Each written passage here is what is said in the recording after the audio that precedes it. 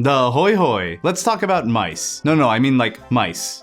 Computer mice. Way back in the prehistoric era of the 1970s, it turns out using a computer kind of sucked. If you're using a mouse, you couldn't highlight text, you couldn't copy and paste, you couldn't even double-click a file to open it. Instead, you had to switch modes on your mouse to make it do the various things that you want it to do. But a pioneering computer scientist named Lawrence Tesler saw things differently and changed how we interact with computers today. Without him, we wouldn't have mouse cursors that change depending on where you put it on screen, or to even be able to edit and type text at the same time, or even have a desktop on our computers. Where most of the computer scientists at the time were focused on making computers for people who are already super technologically advanced,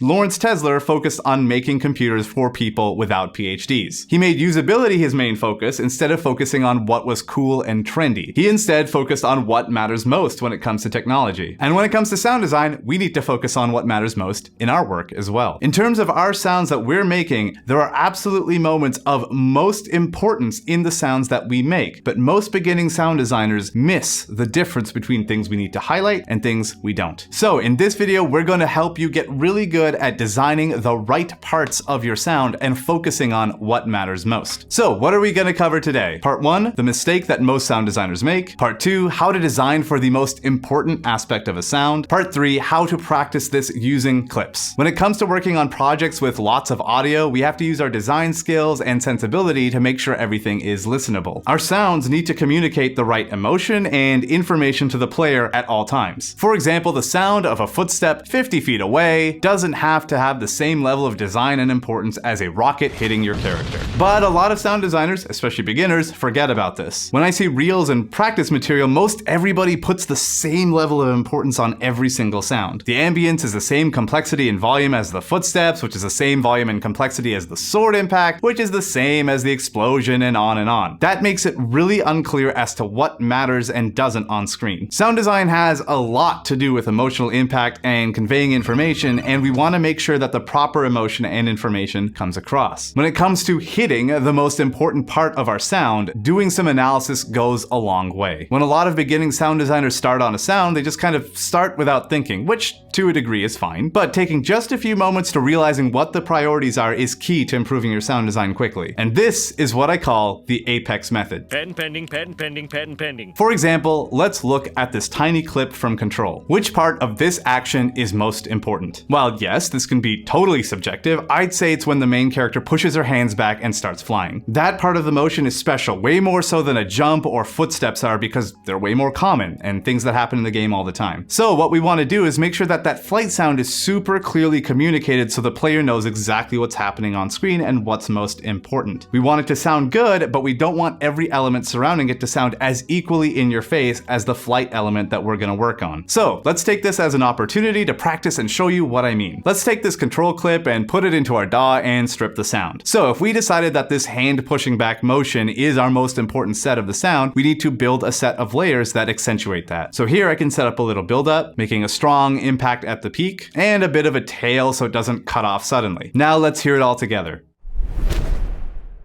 But a cashew honey-soaked juniper tart, you say, isn't the most important part of the sound all subjective? Yes, it is. It is 100% subjective, so make sure you highlight what you feel is most important and don't give everything equal importance. Sometimes it's clear and pretty indisputable what's most important, and sometimes it's not. That's why it's up to your discretion, and that's why we're sound designers. It gets even trickier when you're working on a complicated game where many things can have equal priority, but that sense of knowing what to do in every single situation will come with practice. Just make sure not to go too hard on every single sound and every single aspect of your sound. That's what most beginners do, but not every sound needs your full ability, attention, and powers. So let's summarize what we talked about today. Number 1, as sound designers, you want to be able to think about which sounds of an action need the most attention. Number 2, a little bit of analysis goes a long way towards helping you know which parts of the sound need the most attention. And number 3, this is totally subjective. Sometimes your taste will tell you to do something that I would never do or someone else would never do, and that's totally fine. fine. And number 4, it turns out way back when, using a computer kinda sucked. So while we may not be pioneering computer scientists like Lawrence Tesler, we do still want to be focusing on what's most important in our sounds and in our work day to day. That way we can communicate exactly the right information to our players and viewers and fans. And if you haven't seen it, be sure to watch my video on layering right here. It'll show you some of the techniques that I use to make quick, satisfying sound design. And that's it. Thank you so much for watching.